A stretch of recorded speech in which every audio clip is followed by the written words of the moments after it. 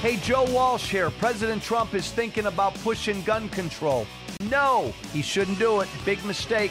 He won't get reelected if he does. We'll talk about it when Freedom returns at 5. Good morning, Dan and Amy, coming to you live from Entree Kitchen in Carroll Stream. We're going to be making a breakfast pizza in a little bit. Part of our AM 560 Signature Bank business tour, we'll be talking to the proprietor of Entree Kitchen at the bottom of the 7 o'clock hour. But continuing our discussion on Second Amendment, I mean, just some baselines here. Mm-hmm.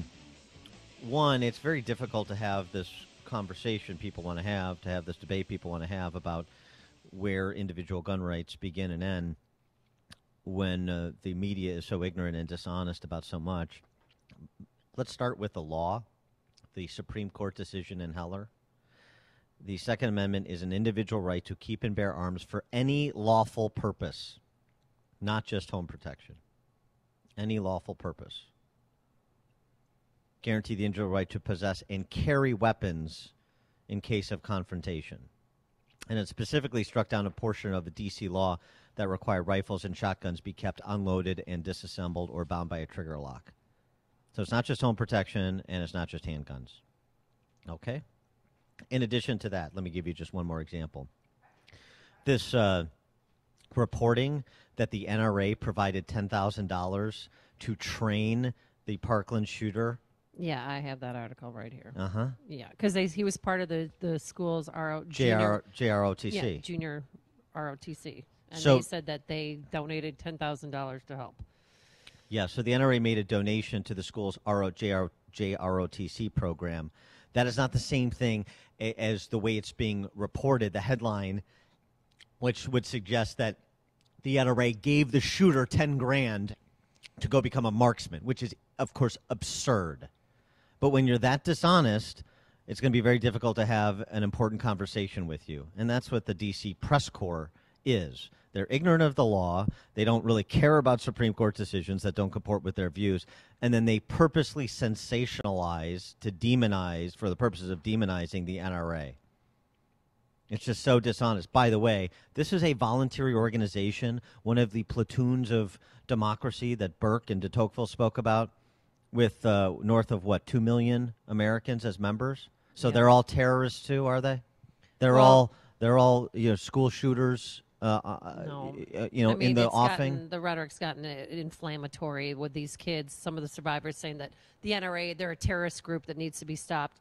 The $10,000 that was given to the JROTC was to upgrade equipment, and they had tweeted out, "Thank you so much to the NRA for their grateful donation of nearly $10,000 to upgrade and replenish our equipment." Yeah, a lot of schools our high school is going to become like college campuses now, where the ROTC is some kind of verboten militaristic organization.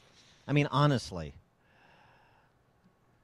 For more intelligent discourse on the topic, to distinguish us from most of the rest of the press corps, we're pleased to be joined again by our friend John Lott, Jr., the president of the Crime Prevention Research Center, author of a number of books, including The War on Guns and More Guns, Less Crime.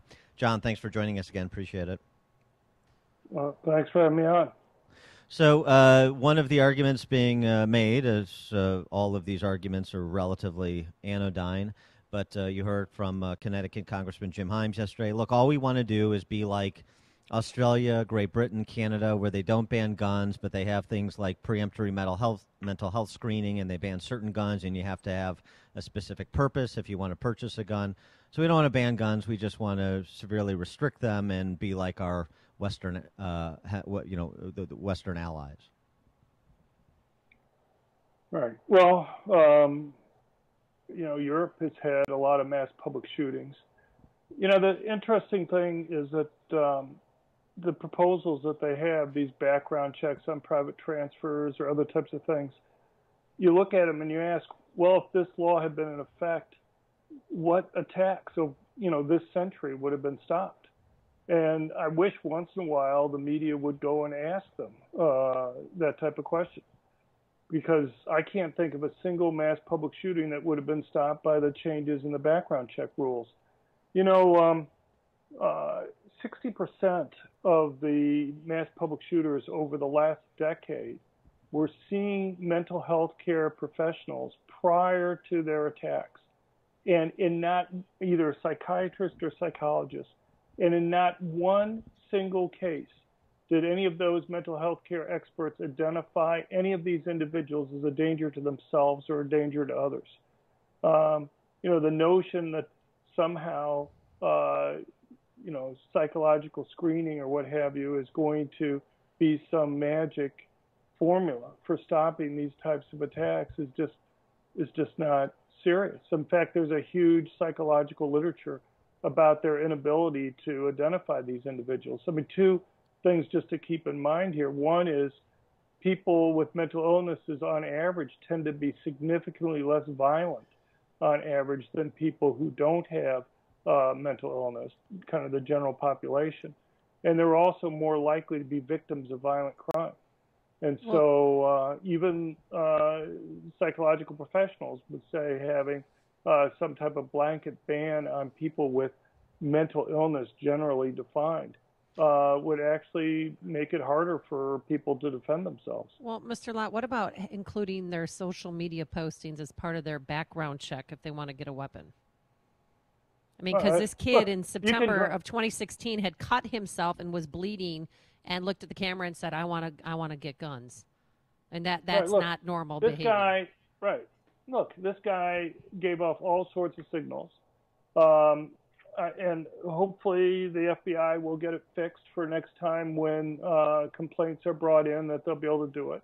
I guess my only point is that's great to try to do that type of stuff, but you can't rely on it. I don't know how often, the question is, what's your backup plan when you're not able to go and identify these individuals, either through psychological screening or through monitoring social media. Of course, these guys aren't stupid. One of the things is a lot of these killers are pretty smart individuals. I mean, you see things like the bombs they make many times are actually relatively sophisticated. And so you go and say, well, we're going to be monitoring social media, having, the government monitor it in some systematic way. These guys presumably would change their behavior. They have, these individuals are planning these attacks. 6 months is a short amount of time. They're planning them a year, 2 years. The Sandy Hook killer was planning it for 2.5 years prior to his attack. So, I mean, I have no problem with what you're saying. It's just you have to go beyond that. And the one thing that you see happening time after time is that these attacks keep on occurring in places where general citizens are banned from having guns. All the mass public shootings in Florida have occurred in these gun-free zones. Whether you look at the Pulse nightclub or the business shooting last year in Orlando, or the Hialeah restaurant shooting, or the airport shooting in Fort Lauderdale, every single one of those occurred in just those tiny areas within the state where people with permanent concealed handguns weren't allowed to go. And at some point, when you read the diaries and other things for these killers, I don't know how people can ignore the fact that these killers consciously try to pick venues where they know people can't defend themselves. And I'll disagree with the NRA on a significant point here, and that is they've said, well, we need to have more police in the schools. Putting someone in a uniform to go and guard against this type of terrorist type attack is an almost impossible job. Putting somebody in a uniform or somebody who's well understood to be a guard with a gun there makes them the first target. It's like putting somebody there with a neon sign that says, you're going to be, you'll be the first person shot.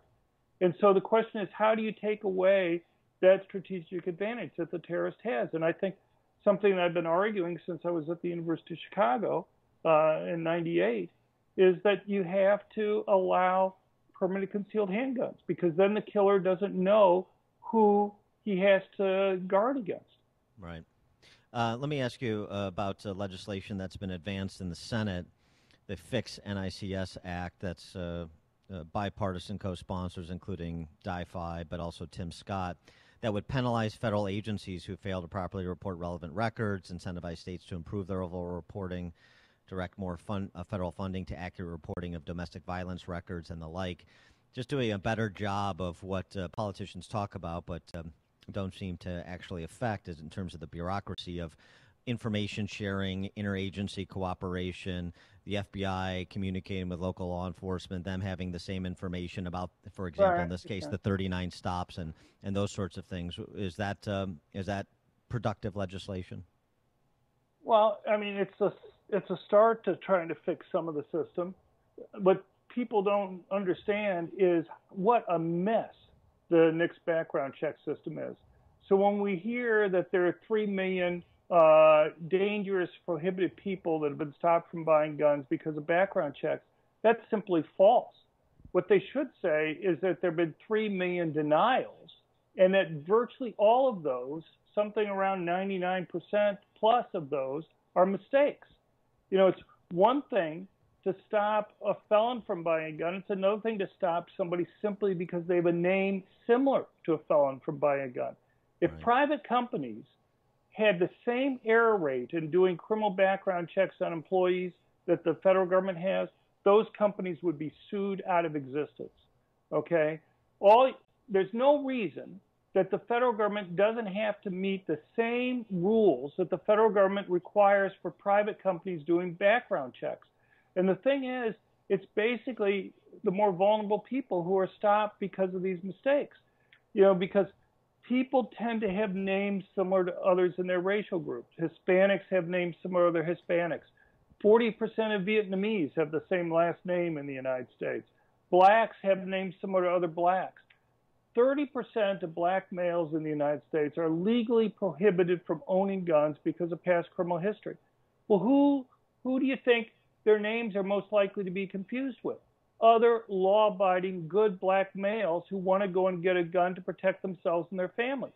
Now, you can appeal the mistakes, but that for the vast majority of people, it's a complicated process. You're going to have to hire a lawyer. It's going to take thousands of dollars. And so what that means is, through no fault of their own, simply because for decades Democrats have opposed trying to fix the mistakes in the NICS system there. I think they view it as a feature rather than a problem. You're basically making it so middle income and poor blacks and Hispanics are being disproportionately stopped from owning guns. And that's not the only problem. The other problem is just the costs associated with the system. I'm in Washington, D.C. right now. It costs $125 to privately transfer a gun just looking at the cost only of the background check. Now, that may not stop you or I from being able to go and buy a gun, but let's say a poor family who lives in a high crime part of D.C., $125 effective tax may make the difference between whether or not they're able to defend themselves and their families. And of course, there are other fees and other things that they have to do to register their gun and license things and all sorts of other fees that they have there. It's basically, there's an attempt to make it so that only well-to-do individuals are the ones who are going to be able to defend themselves and their families. Yeah. And again, it's the most vulnerable people who are left out. So look, if you believe that these background checks reduce crime, and I don't, and I'm happy to talk about why, but if you do, as these gun control advocates claim, then why not pay for it out of general revenue? Because you would argue that everybody benefits from this, not just the very law-abiding individual who goes out of their way to have a background check on a private transfer of a gun. But I tell you, you bring that up. I've been bringing that up to gun control advocates for 20 years. And it's like holding a cross to a vampire. You know, the thing is, these are reasonable changes that are there that will make it so that poor minorities are going to be able to have guns to protect themselves. They're the ones who are most likely victims of crime in our country. Why should we make it particularly difficult and onerous from this system to be able to do it? I just give you one example. John, we got to jump, but I appreciate your comments as always. John Lott Jr., president of the Crime Prevention Center, author of The War on Guns and More Guns, Less Crime. John, thanks for being with us again. Appreciate it. Thank you. And he joined us on our turnkey.pro answer line. It's